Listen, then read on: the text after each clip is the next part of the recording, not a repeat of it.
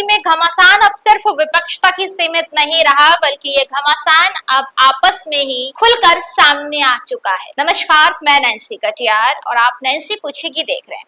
कन्नौज की राजनीतिक गलियारों में का जो माहौल है इस समय पारा हाई है। भारतीय जनता पार्टी के दो बड़े नेता आपस में ही जो अभी तक मनमुटाव कहे, अब वो सार्वजनिक रूप ले चुका है। जो अंदरूनी खींचतान थी उसने खुले तौर पर रूप ले लिया है। दो बड़े नेता, एक तरफ है पूर्व सांसद सुब्रत पाठक, दूसरी ओर मंत्री असीम अरुण है। पूर्व सांसद सुब्रत पाठक ने एक मीडिया में बयान दिया कि 2023 में उनके साथ एक घटना हुई थी, एक मामला हुआ था जिसमें उनके ऊपर दरोगा को मारने का, मारपीट का आरोप लगा था। उस समय उनका साथ किसी ने नहीं दिया था। उस वक्त अगर राज्य मंत्री असीम अरुण या प्रशासनिक अधिकारी साथ दे देते तो शायद इस मामले को खुलकर पूरी जनता के सामने आ जाता, ऐसा कहना है पूर्व सांसद सुब्रत पाठक का। हालांकि अब इस बयान पर अभी तक असीम अरुण का कोई बयान नहीं आया है, लेकिन ये घमासान की शुरुआत होती है। एक कार्यक्रम में मुख्य अतिथि के तौर पर राज्य मंत्री असीम अरुण को बुलाया जाता है। वो पहुंचते हैं, लेकिन 45 मिनट के बाद कन्नौज के डीएम आशुतोष मोहन अग्निहोत्री पहुंचते हैं। इसकी उन्होंने सूचना भी नहीं दी थी। इसके बाद मंत्री असीम अरुण ने एक लेटर वायरल हुआ सोशल मीडिया पर। बीजेपी के कार्यकर्ताओं ने अपने मंत्री के लिए धरना प्रदर्शन किया और उसके दूसरे या तीसरे दिन ही मंत्री असीम अरुण ने कलेक्ट्रेट में जाकर जांच पड़ताल शुरू कर दी।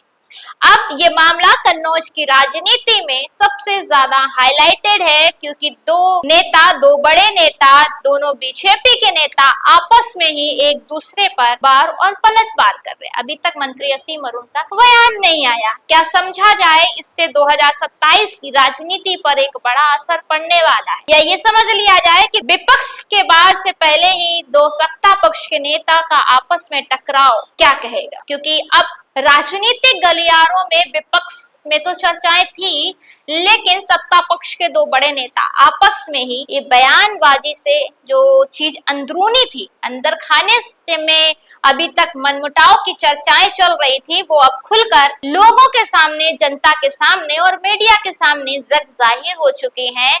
एक और पूर्व विधायक हैं, उनका दबदबा अपना कन्नौज में वो बढ़ाना चाहते हैं। दूसरी ओर मंत्री जी हैं, उनको लगता है लोगों का साथ और समर्थन, दोनों ही बड़े नेता है। वर्चस्व की अब बीजेपी की ये लड़ाई हो चुकी है।